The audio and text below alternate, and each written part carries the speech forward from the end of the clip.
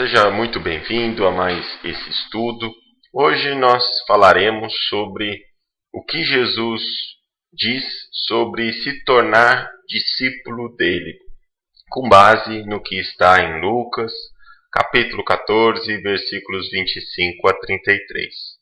Então, quando alguém chama você para ser discípulo, ela está perguntando, se você quer segui-lo ou se você quer se tornar como ele. Então, ser discípulo de Jesus é buscar seguir aquilo que ele dizia e fazia e se tornar alguém como Jesus. E aí ele começa. Ora, Lucas, no capítulo 14. E com ele uma grande multidão. E aí a gente sabe que Jesus realmente atraía grandes multidões, e nós temos vários relatos no Evangelho. Com certeza, nem todos aqueles que estavam seguindo a Jesus o faziam com o objetivo de se tornar alguém como ele ou de aprender. Muitos ali estavam apenas pelos milagres, pelas curas que ele fazia, pelo movimento de massa daquela quantidade de pessoas. E ele então diz para aquele povo: se alguém vier a mim e não aborrecer a seu pai, e aqui várias traduções nos falam odiar a seu pai, o termo do grego significa odiar a seu pai e mãe e mulher e filho e irmãos e irmãs, e ainda também a sua própria vida ou alma, como temos em algumas traduções, não pode ser meu discípulo. Muito bem, o que Jesus fala sobre isso? Por que Jesus está falando sobre odiar aos pais?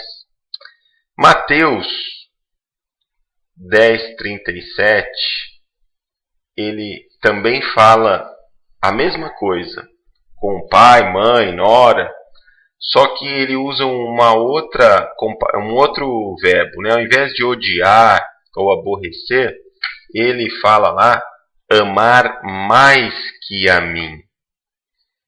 Então aqui Jesus com certeza não está falando que devemos odiar ao pai ou à mãe ou à mulher, mas ele está falando que não podemos amar a estes mais do que a Jesus. Mas como assim? No sentido que Jesus é o caminho, a verdade e a vida, durante toda a eternidade.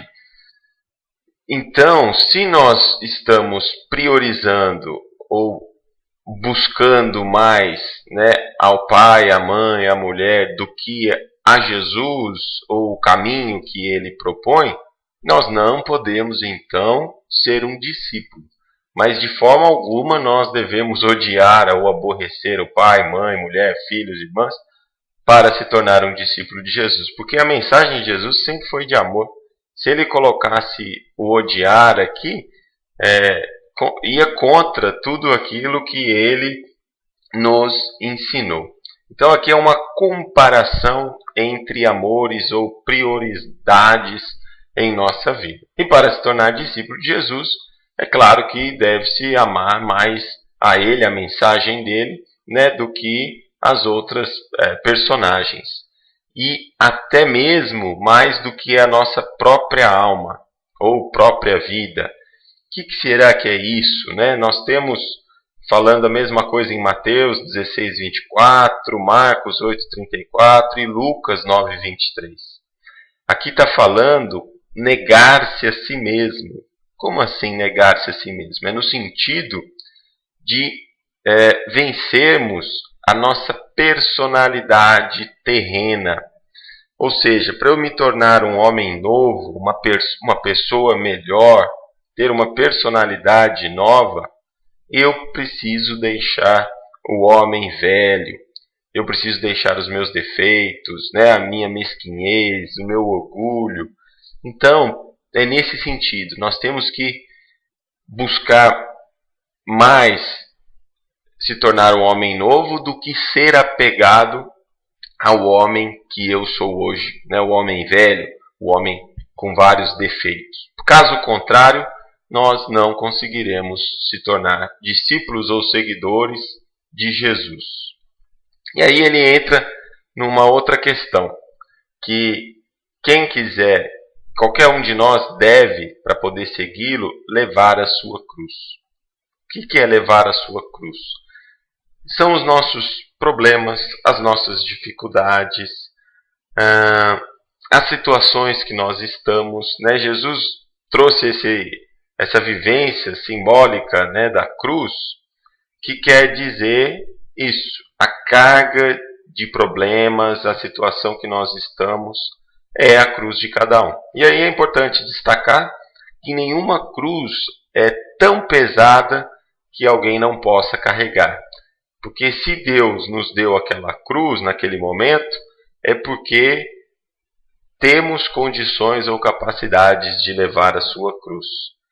Então, o que alguém faz, por exemplo, que não leva a sua cruz? É quando a pessoa comete um suicídio, é quando a pessoa dá as costas para os seus problemas e acaba afundando mais ainda naqueles problemas, ou abandona simplesmente os problemas sem resolvê-lo, né?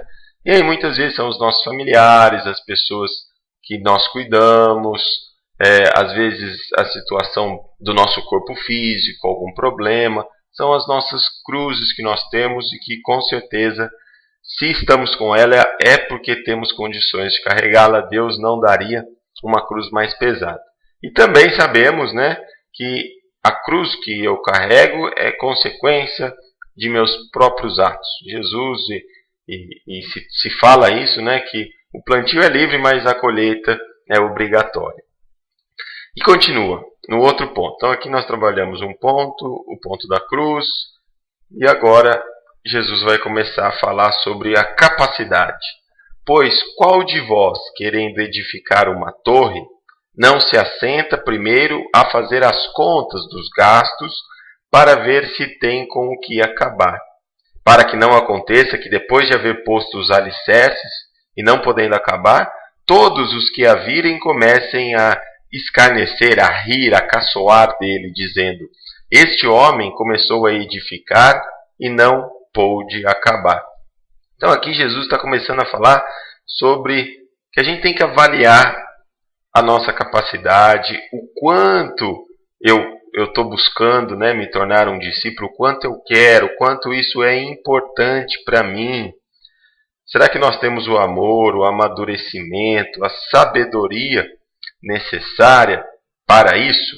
Se eu não tiver, nós precisamos buscar então, quem quiser, é claro, se tornar um discípulo. Porque nem todos ainda estão preparados para poder entender, por exemplo, a mensagem de Jesus. Não é que não temos capacidade todos nós temos. É porque ainda não buscou-se, né? Então, se você não busca, se você não bate, a porta não vai se abrir, você não encontrará. Então, aqui não é a capacidade, mas sim o estado, a vontade, né? Ter buscado. Para isso acontecer é necessário uma dedicação, um empenho, um esforço muito grande, abandonar o homem velho, né? Tornar o amor prioridade, né?